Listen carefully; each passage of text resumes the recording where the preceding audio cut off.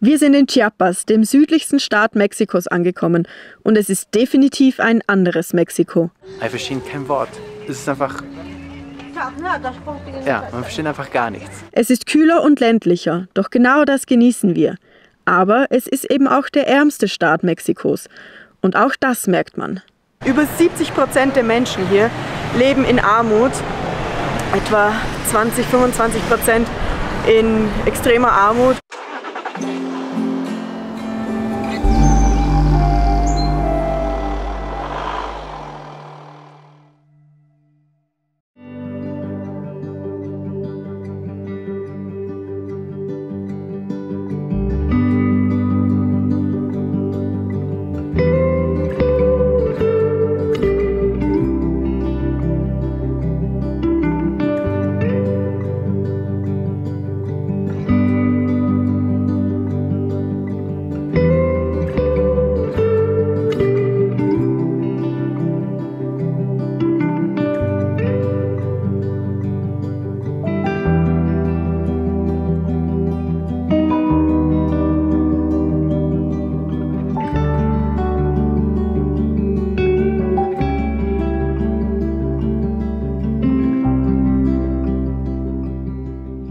Hallo zu diesem neuen Video und schön euch dabei zu haben. Falls ihr das letzte Video verpasst habt, wir sind von der Küste, ja muss man fast sagen, geflüchtet und sind ins Inland gefahren. Mittlerweile sind wir im Bundesstaat Chiapas, was schon an Guatemala grenzt. Also wir kommen ganz schön gut voran, aber ja, hier sind wir an einem wunderschönen Stellplatz angekommen, an einem See. War heute früh auch richtig idyllisch, man hat gerade mal ein bisschen Vögel zwitschern hören.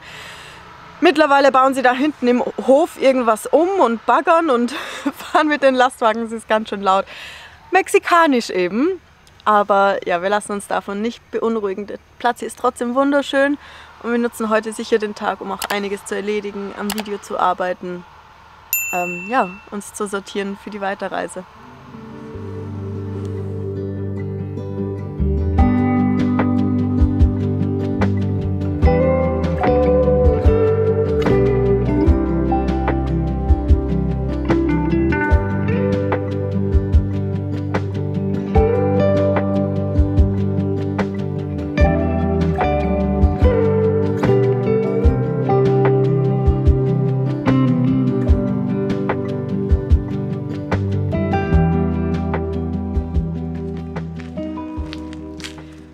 Also ich muss sagen, in Mexiko freistehen ist manchmal ein bisschen nicht ganz so einfach, aber dafür, ja, aber dafür gibt es umso bessere Stellplätze, also mit Infrastruktur. Also es gibt so oft günstige Plätze, wo man dann eben auch Wasser zur Verfügung hat oder Toiletten und Duschen sogar. Hier gibt es auch Duschen und ja, mega praktisch. Wird abgewaschen hier.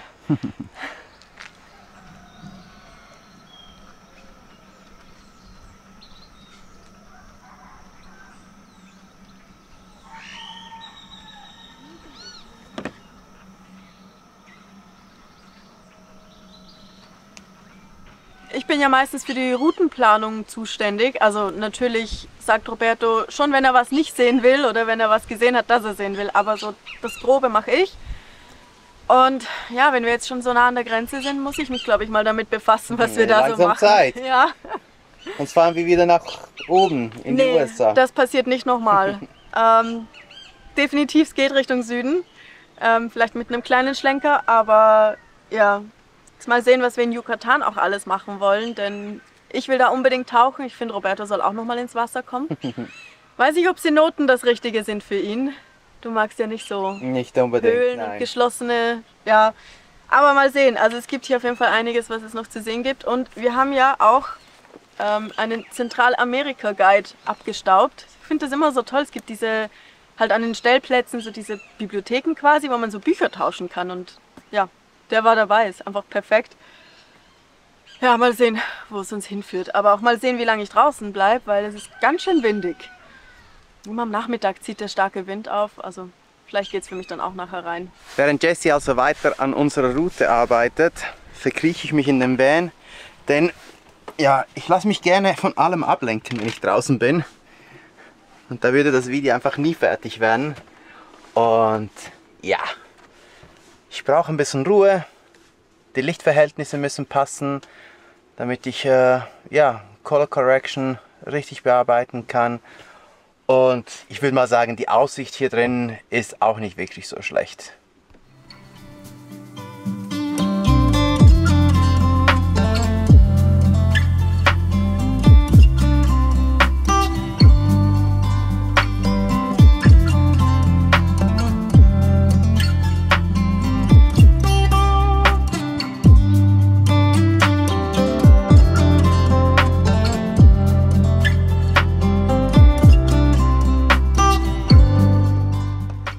Gerade war noch Don Poppy bei uns. Der, Heißt das Poppy? ich glaube schon. Ja. Er bewacht hier so das Areal und meinte, das Restaurant hat schon offen. Ja. Aber ja, ich komme jetzt erstmal rein, weil der Akku geht leer vom Laptop und Es windet doch ganz schön, ja. Also irgendwie. Ja. Bisschen Recherche noch, bisschen arbeiten und dann schauen wir vielleicht mal vor zum Restaurant. Vielleicht ist euch vorhin schon aufgefallen, dass auch heute wieder AG1 zu meiner morgendlichen Routine gehört. Und ja, jetzt geht es ja langsam aufs Jahresende zu und wir starten bald in ein neues Jahr. Da kommt man doch schon ins Überlegen, was lief so im letzten Jahr, was hat einem gut getan, was nicht, was möchte man sich fürs neue Jahr vornehmen. Und für mich ist AG1 definitiv etwas, das ich in meiner Routine beibehalten möchte, denn ich fühle mich damit energiegeladener und mein Haar fühlt sich damit einfach gesünder und fester an. Natürlich ersetzt AG1 keinesfalls eine ausgewogene Ernährung, aber manchmal braucht der Körper eben doch ein bisschen Unterstützung in der Nährstoffaufnahme. Und die 75 Inhaltsstoffe von AG1 sind ideal aufeinander abgestimmt und die Pulverform ermöglicht es dem Körper, ein Maximum daraus herauszuziehen. Also gibt es jeweils morgens eine Portion des grünen Pulvers zusammen mit etwas Wasser oder am liebsten eigentlich Fruchtsaft, das dann gut durchschütteln und fertig ist es. Und ich würde sagen, so eine Routine beizubehalten, auch im neuen Jahr, ist definitiv machbar. Ich kann aus eigener Erfahrung hinter dem Produkt stehen, aber im Endeffekt muss jeder für sich selbst entscheiden. Also probiert es doch einfach selber aus. Geht am besten auf drinkag1.com/chirpytravelers oder klickt auf den Link in der Videobeschreibung. Damit könnt ihr ein Abo abschließen, bei dem ihr nicht nur das übliche Willkommenspaket für Neukunden erhält, sondern auch einen kostenlosen Jahresvorrat an Vitamin D3 und K2-Tropfen sowie 5 praktische Travel Packs. Und es gibt auch keine Vertragslaufzeit. Ihr könnt also das Abo jederzeit pausieren oder kündigen und es gibt eine 90-Tage-Geld-Zurück-Garantie. So, genug gearbeitet, genug geplant. Ich habe Hunger. Du wieder noch nicht so, ne? Nee, ich bin noch nicht so hungrig, aber ich bin auch müde vom Arbeiten, also von dem her. Genau, also eine Pause haben wir uns verdient. Also gehen wir vor ins Restaurant und schauen, was die da Gutes zum Schlemmern haben. Ja, camarones. No sé qué nimmst du eigentlich? Un mojo de ajo. Un mojo. Y dos esis. Okay, vale. Vale. Gracias. Gracias. Ach, die Menschen sind hier wieder so lieb. Ja, wir haben jetzt bestellt und sie meinte, wir können auch draußen sitzen. Ja, das lassen wir uns natürlich nicht nehmen. Ist zwar ein bisschen windig, aber das passt schon. Na gut, also eine Palapa hat ja eigentlich die Funktion, Schatten zu spenden, weil es eben so ein Dach gibt. Wie die hinter dir. Wie die hinter mir und nicht wie die, wo wir jetzt sitzen, weil da fehlt das Dach. Aber die Sonne ist ja jetzt am Nachmittag eh nicht mehr so stark und der Wind kühlt ab, also es wird schon okay sein. Dafür ist die Sicht hier am schönsten. Muchas gracias. Muchas gracias.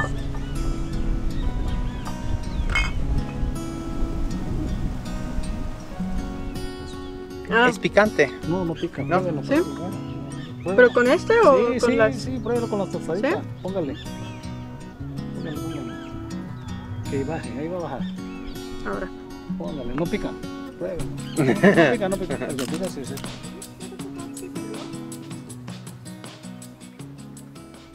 Immer so viel Arbeit mit diesen Shrimps. Wie schmecken sie? Sehr gut. Ja? Ja, bin erstaunt. Auch wenn wir nicht am Meer sind. Auch wenn wir nicht am... Die sind ja frisch aus dem See. Es gibt tatsächlich Süßwasser-Shrimps, Ja, aber das sind nicht die hier. So. Was habe ich denn? Nee, doch noch nicht.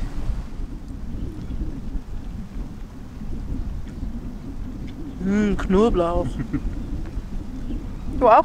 Lieber nicht, ne? Nee. Weiß halt nie, was drin ist. Ja.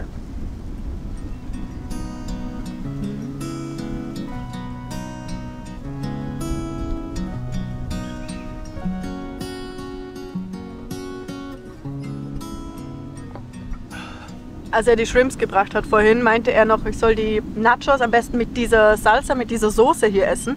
Ich habe keinen Plan, was drin ist. Und habe ihn auch gefragt, so, ja, ist sie denn scharf? Und er meinte, nein, nein, nein, die ist total mild. Die ist überhaupt nicht scharf. Ja, dann tue ich es auf einen Nacho, probiere es und natürlich ist sie vielleicht nicht so feuerscharf, aber definitiv pikant. Halt Mexiko. Pikant. Mexiko mild. Aber sie schmeckt gut und darum tue ich weiterhin mehr drauf. Wie so oft in Mexiko, wenn man draußen isst, sind die Hunde nicht weit weg. Nicht wahr? Ja, Ja, gib uns was. die warten natürlich, dass es irgendwas zu essen gibt. Das war ja mal richtig lecker. Roberto hilft Lydia kurz die Sachen reinzutragen und dann gehen wir in den Van, denn ja, Roberto hat ja noch nichts gegessen, um den müssen wir uns noch kümmern. Und in einer halben Stunde ist eh schon Sonnenuntergang. Es geht hier richtig schnell. Jetzt ist 5 Uhr und die Sonne ist schon ganz tief. Und in den Bergen ja, verschwindet die ziemlich bald. Und wir wollen den Van auch noch fertig machen, denn morgen soll es ja schon wieder weitergehen.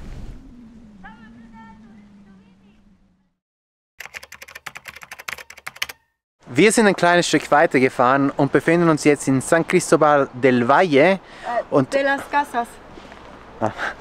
de las Casas in dem Fall. Ja, keine Ahnung, es hat immer so ein Durcheinander mit den Orten, wo wir uns befinden. Ich habe ab und zu mal wirklich so keine Ahnung, wo wir uns befinden, aber ja, hier sind wir, San Cristobal de la Casa. Las Casas. De las Casas. Irgendwann schafft das. Ja. Ja, wir sind nicht alleine hier. Wir haben uns in der Stadt verabredet. Wer das ist, seht ihr gleich. Und ja, da laufen wir jetzt mal hin. Da vorne hängt unsere Wäsche. Und nein, es ist nicht per se mega interessant, aber wir haben halt gestern die Wäsche hier vorbeigebracht und es ist schön zu sehen, dass die das so oben aufhängen und dann hängt unsere Wäsche einfach so auf einem anderen Gebäude und ja, wahrscheinlich finde nur ich das so witzig, aber ja. Es ist schön, dass es mal nicht im Trockner getrocknet wird, sondern halt eben an der frischen Luft. Es riecht auch so schön. Vielleicht bilde ich mir das ein, aber ich finde es toll.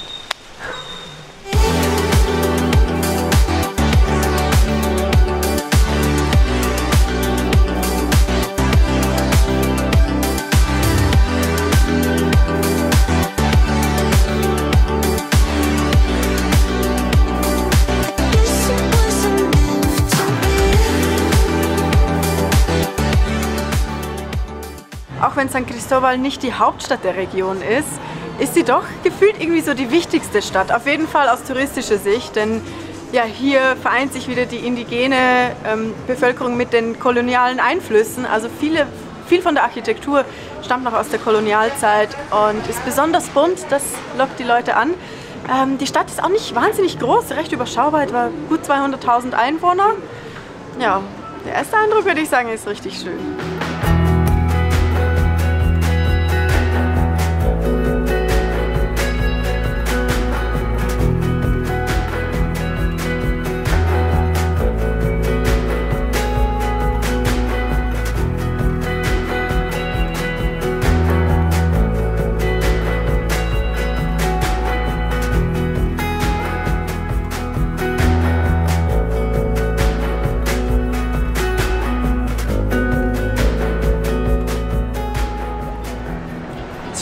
Hier, oder? Ja, ein bisschen. Also man merkt, Chiapas ist anders als jetzt auch Oaxaca, das ja gleich daneben liegt. Also irgendwie die Kleidung ist ein bisschen anders.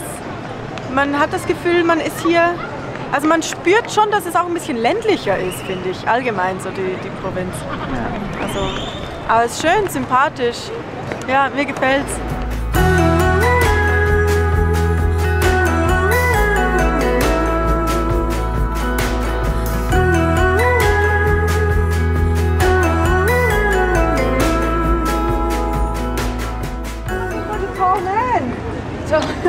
You lay down. Good to see you. Und diejenigen, die aufmerksam zusehen, kennen die zwei schon, Trevor und Coral. Wir haben sie in Oaxaca kennengelernt. und sie sind richtig gerne vor der Kamera. I don't know what to do. Genau, wie ich sagte. We could run away, we don't gotta stay.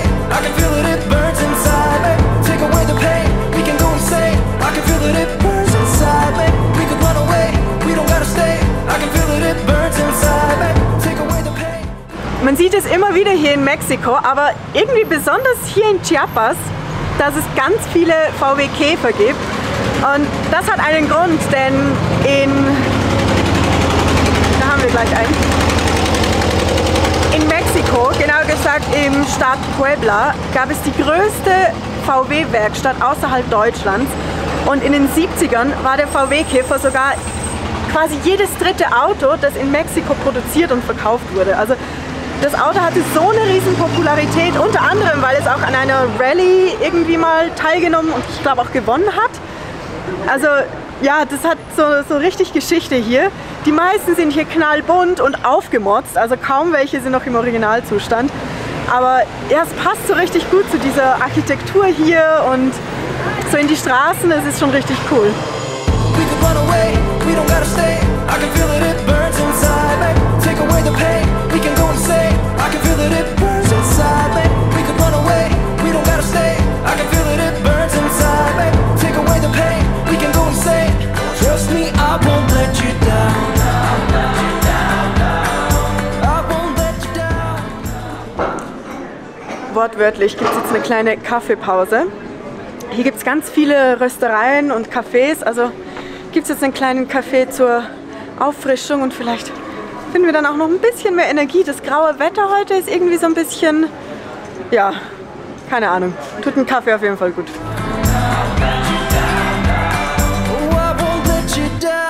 Chiapas ist nicht nur eine der ländlichsten Gegenden von Mexiko oder Staaten, sondern tatsächlich auch einer der ärmsten Staaten oder sogar der ärmste Staat. Über 70% der Menschen hier leben in Armut, etwa 20–25% in extremer Armut und das sieht man auch, wenn man so durch das Land fährt. Also wir haben oft gesehen, dass eben die Kinder auch schon viel früher mit anpacken, sind viel mehr Landwirtschaft hier betrieben. Und auch in den Städten merkt man doch, dass mehr Menschen darauf angewiesen sind, dass sie von anderen unterstützt werden. Also man sieht auch immer wieder mal den einen oder anderen Bettler. Ja.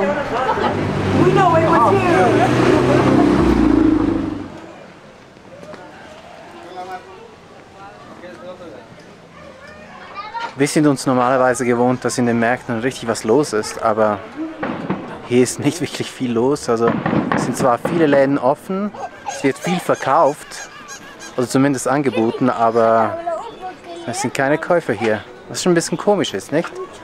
Aber vielleicht sind wir zur falschen Zeit, am falschen Tag hier. Keine Ahnung. Na, was gefunden? Ja, sie haben hier halt so schöne Muster. Also ich finde hier diese Farben auch so schön, aber also ich brauche ja nichts eigentlich.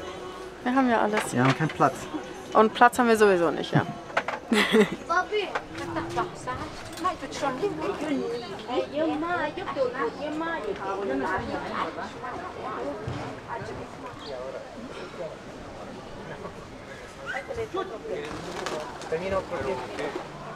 Hier in Chiapas sieht man, dass sehr viele Menschen indigener Abstammung sind. Nicht nur von der traditionellen Kleidung, die sie anhaben, sondern halt auch die Sprache, die sie sprechen. Wir laufen hier durch den Markt und ja, die unterhalten sich untereinander, aber verstehen kein Wort. Es ist einfach, ja, man versteht einfach gar nichts. Es ist so lustig, das so mitzubekommen, weil normalerweise, ja, Spanisch ist ja kein Problem, aber deren Sprache, keine Ahnung, was das ist. Calate Jovel, Telman Bahan, Bante Palenque, Ayata Jovel, Tuxtla, Ayabante Chamula, San Juan Chamula.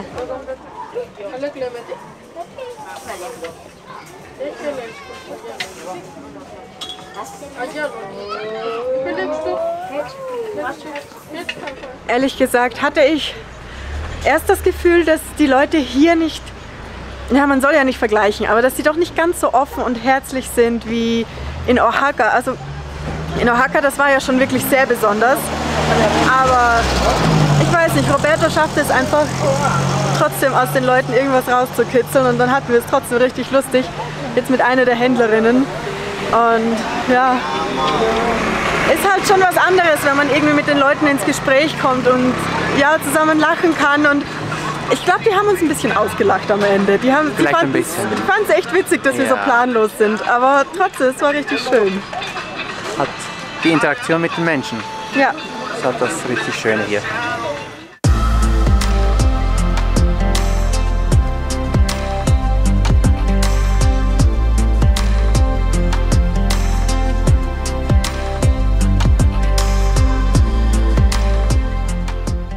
Der Himmel wurde gerade so richtig dramatisch. Also man merkt ein bisschen einen Nieselregen und die Sonne geht gerade unter und das in der Kombination ist gerade richtig, ja. Aber wir müssen noch eine Sache anschauen. Genau, eine Sache müssen wir noch machen. Also ja, gut, dass das ein bisschen sportlich ist, denn es wird langsam frisch.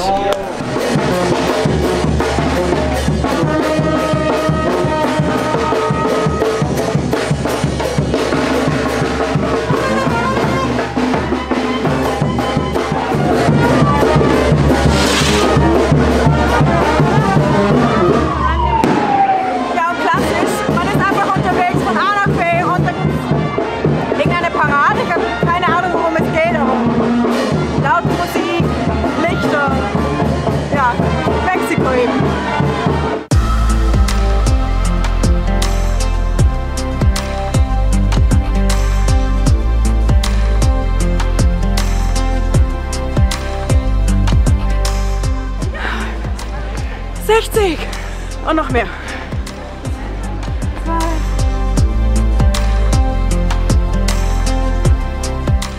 Also insgesamt 80.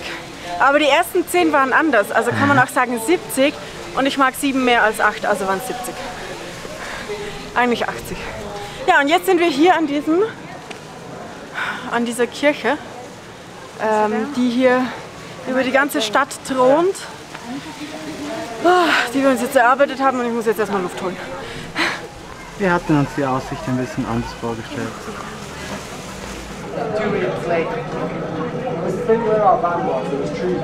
Wie findest du es? Ja, die Aussicht ist ein bisschen enttäuschend. Viel Baum. Viel Baum. Schade eigentlich. Ja. Und auch das Wetter zieht sich wieder zu. Naja, ich glaube, wir laufen wieder zurück zum Van. Und ja. Schauen wir mal weiter. Der Abend wäre doch ein bisschen zu abrupt zu Ende gewesen. Darum haben wir uns hier auf dem Campingplatz noch in den Gemeinschaftsraum verschoben. Haben noch 2, 3 Bierchen gefunden, angestoßt und ja, lassen jetzt hier gemütlich den Abend ausklingen. Und dann sehen wir einfach morgen, was der nächste Tag bringt. We haven't even had pre-sex. I know, but I'm tired. This is what happened. It gives me energy.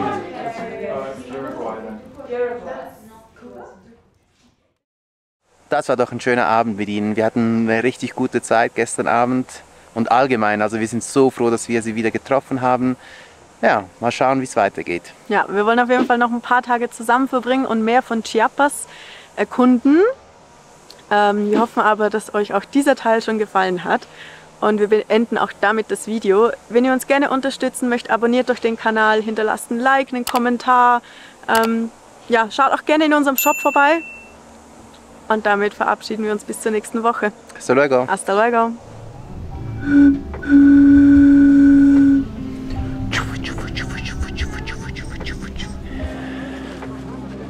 How's my Time in my head. Was?